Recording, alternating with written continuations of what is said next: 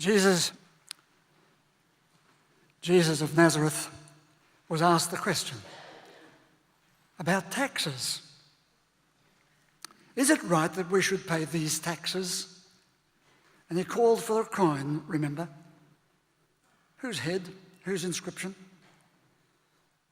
is on the coin? Caesar's.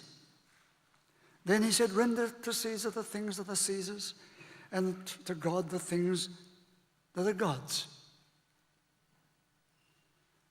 Was this only about taxes? He was aware of two worlds. The world of Caesar, with its violence, its hostility, its hate, its greed, its brutality. And he was also aware of the world of the Spirit, where he talked about hope and healing, soothing, a softer world. As if there were a sharp division between the two. No, he wanted one to inform the other.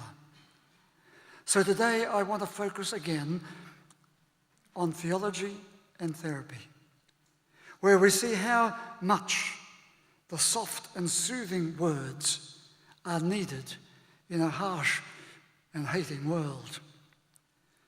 Well might we fall backwards when we hear of the trillions of dollars spent on the Iraq war over the last 9 years. Imagine for a moment the extent of human violence committed against so many fellow human beings. Children. Young women raped as one of the expected and accepted behaviours of war. The brutality that has followed, the torture, all there, but soon to be swept under the carpet as we say those words, war is war and the war is over. Several years ago, Jacques Ellul enunciated the laws of violence. I've spoken about them here before. We only need to note one of those laws in the context of today. It says, violence begets violence. If you use violence, you should not be surprised if violence is used on you. When will we ever learn? But that is only one part of our concern today. In this August edition of this journal that I subscribe to called Child Maltreatment, there are several research reports here on child abuse and maltreatment. 3.2 million children are referred to the Child Protection Services in 1 year. 3.2 million. Between 3.5 and 10 million children witness domestic violence each year. Many children experience what is called poly-victimization, defined as having experienced at least 4 of 34 possible types of victimization in the last year. That is to say, child abuse, but also domestic violence, emotional neglect, physical abuse, family mental illness, and so on. All of these studies described what has occurred, what is occurring in the United States. In that great country, amongst people who are great people, amongst people where religion is highly prioritized, and yet these statistics. Or you say that's America. But as we in Australia might find some satisfaction in that, we should say, what, just a moment. It happens here too. If you transpose the American statistics and gear them to the statistics of our population numbers, you have a fairly comparable picture. And we now have longitudinal studies taking place. That is to say, studies that trace these children out over many years. That violence, hostility, and abuse occurring in early years raise the possibility, the probability that those children as adults will also become abusers, will become the statistics of crime and mental breakdown, marital breakdown, mental illness. The ongoing generational problem, disaster. It doesn't happen to everyone, make sure you know that, but I'm saying there is the probability. Therapy is needed, of course, for this harsh, hostile, and unhappy situation. But it also needs the softness, the soothing, and the theology that strengthens the inner spirit, to lift it out of this ongoing recycling of violence and the acceptance of violence against women, against children, against one another. So today we've heard Leslie Kenold speak about her book. And I hope you'll buy the book and read it. It mixes the realities of shocking violence with the awareness that somewhere in the human psyche, somewhere within the human community, if you like, the human social, within those social networks, there is some softness waiting to take visible shape. Terry Cutler, in yesterday's paper, commended the spirit of innovation.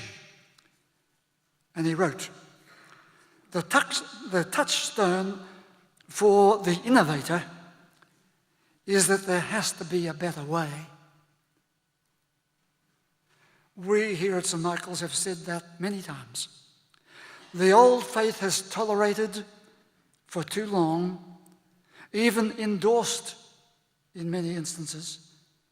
The old faith has tolerated violence towards women, vast brutalities in our social networks, irrational beliefs, deplorable inhumanity in the name of our governments, in the name of us, ourselves, and needless suffering at the end of life.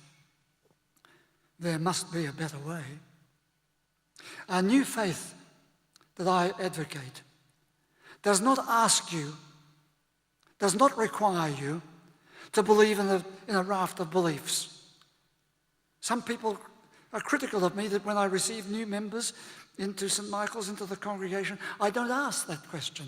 Do you believe this, this, this, and this, and this? Because if you don't, you can't get in. No, I don't do that.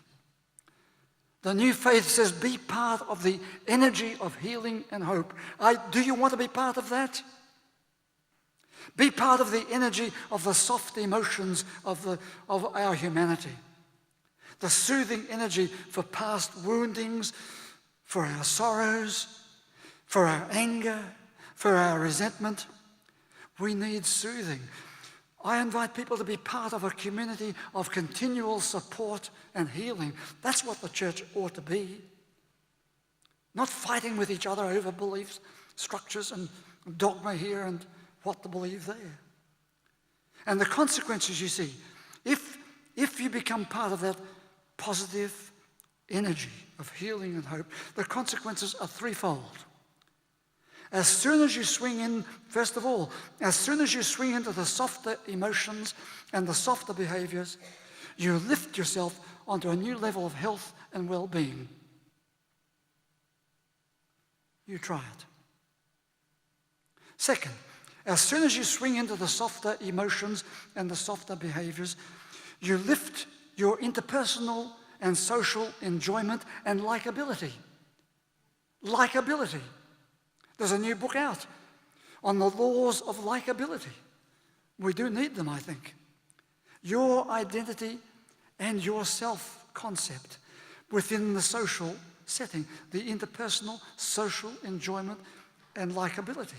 Thirdly, as soon as you swing into the softer emotions and the softer behaviors, you can give your intelligence, your imagination, your energy, your resources to helping create these environments that will educate people that will encourage people to build non-violent communities in which hostility and hate are no longer approved attitudes and behaviours. Now, you might say that's impossible. That's impossible. But in fact, despite the numbers that I have quoted, there is a vast swell of awareness and readiness to find a better way. And today, as we note that this is United Nations Sunday, we should also note that within that organisation, wrestling at times with great resistance, it is an organisation which is committed to bringing about the better ways of living together. Hostility and hate will continue in our homes every day, so long as we leave our television sets on to the nightly news, so long as you listen to the terrible degradation that is often passed out on our social media, the gory details of what has happened to people, the violence in all its variations. Some people take up political positions that show that they are looking for a new social force. Are we wanting to be part of that? The Japanese author Kaiko Takahashi, I've mentioned her many times before, says in her book, we need a new human force. A new human force. If we can change the inner world, she says, it will bring a change to our outer realities. Well, it's a good statement, but we don't know how to do it. The old faith focused, of course, on the individual, and to a large extent has remained fixated on that view. The new faith says we need that individual to find their personal growth and enhancement within social groups that are part of communities that strengthen goodness, strengthen healing, strengthen hope, and deter destructiveness, dysfunction, and disorder. In such a community, we need to educate and foster a generosity of spirit, because that generosity of spirit can so easily be lost. We need to encourage and support an intelligent search for the fullest expression of a genuine generosity. Second, we need a generational education. As one generation encourages and empowers and enlivens and inspires the next, as one listens to the other, as one talks to the other. We're not talking to each other. We're into this conflict and clashing, as we've seen in this city just this last week. We need to give high priority to gender maturity and gender harmony between the male and the female, between the female and the male. So you see, so far I've got generosity, I've got generational education, I've got gender maturity. But more than that, I had a man come in to see me a couple of weeks ago, maybe a month or so ago, and he sat in the chair and he said, I'm suffering from GD. And I know, don't we all know AHD and all these letters that are given? So was I going to pretend that I didn't know what GD was? Well, I sat there, as people in my profession tend to do, pretending superiority without declaring my inferiority. I'm suffering, he said, from chronic GD. I said, chronic GD. And he said, chronic gerontological disconnection. Gerontological disconnection. He was 73 years of age. He says, as I get older, I hate people more and more. And so I disconnect. That's GD, he said. I've been doing it since I was 55. He says, you've probably been doing it too, but you won't admit it.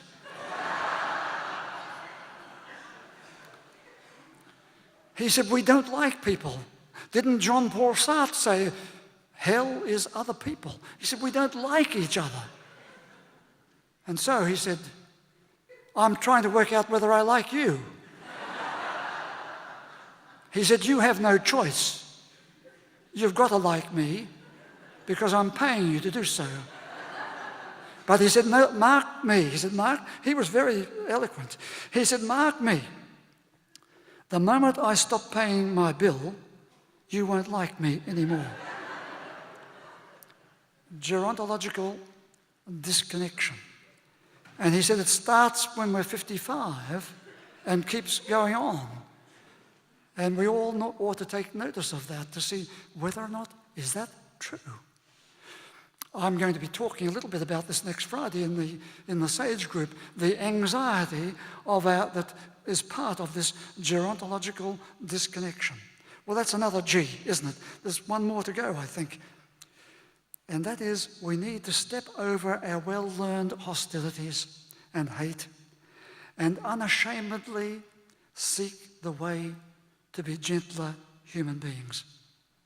To be gentle in a world that is so ready to be swept into violence and war and brutality. The gentle human being. In the Old Testament, the story of King David and his rebellious son Absalom is a story to remember. What a son, a very rebellious son. And the king is about to send his men out to get him and bring him in. And as the soldiers went through the gate to go after Absalom, the father, King David, sat at the gate and said to each one, deal gently with the young man, Absalom. But of course they didn't. We saw this virtue of gentleness elevated in Shakespeare's Julius Caesar. Caesar had fallen to the knives of men he might have trusted. And Brutus had delivered his speech explaining why they did it. But then you remember Mark Antony stood up to deliver the real oration. And he looked at the body of Caesar and he said, Caesar, now be still. This was the noblest Roman of them all. All the conspirators, save only he, did that they did in envy of great Caesar. He only, in a general honest thought and common good to all, made one of them. His life was gentle. His life was gentle. And the elements so mixed in him that nature might stand up and say to all the world, this was a man. What higher words could commend the value of gentleness? Ladies and gentlemen, if you have ears to hear. So within the new faith, we stretch ourselves always in that spirit to develop a community with resources and educated skills to help individuals and other communities cope with frustration and anger, hostility and hate in a better way. To develop a community to actively encourage people in the pathways of happiness, of health and well-being. That's a better way. To develop better ways to meet life's challenges. See that non-violence will take priority over the ready tendency of violence. So that softness will be better than harshness. So that soothing will be sought for our hurts rather than revenge, so that healing and growth will emerge from our damaged life, so that a connected enrichment will be preferred to that aging anxiety, so that love will be preferred to hate. I commend the words of Marianne Williamson, author of a book called Return to Love. She wrote, "There are far more people on this planet filled with love than with hate. But those who hate have conviction." The new faith sees the pointing finger of Jesus. And what is he pointing to? A new humanity where people who love will not only love generously, but will love with conviction. You see, the loving thing is to create healing communities to reduce maltreatment of children, to ensure that gender violence is eliminated, to say no to any political party that tolerates brutality and torture. The loving thing is to lift 2 billion children, 2 billion young adults living on this planet on less than $2 a day. Lift them. We need more people who see that there is something that needs to be done. We need to find a better way. No one person can do it alone. We need people to stop arguing about what they can't believe and what they should believe, stop fearing the ups and downs of the stock market, and start lifting up the energy of love and life that will change the world for millions and will help us all feel that this world can be a better place. Would you please stand?